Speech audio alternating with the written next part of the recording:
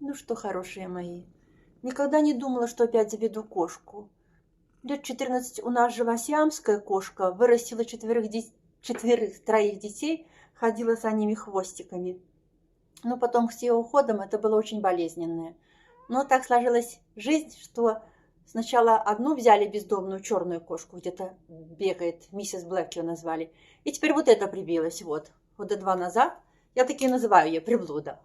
Но это такая хорошая, такая ласковая, такая красивая. И тоже сзади ходит. За мной, хвостиком. Только беленькие ножки сзади. Но что-то с ней не так. А что не так? Кашляет. И кашель усиливается. Я спросила у ветврача, они сказали, что может быть глисты. Я от листов ее пролечила.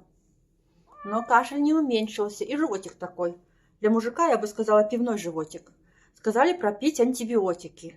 Пить это вам не коза и не собака, не обманешь. Кот умное животное.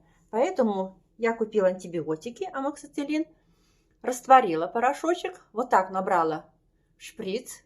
И сейчас будет ей экзекуция. Ходи, моя миссис, моя хорошая, моя приблудушка, раскрывай ротик, моя лапушка. Раскрываем ротик. Раз. Вкусно? А, вкусненько. Так.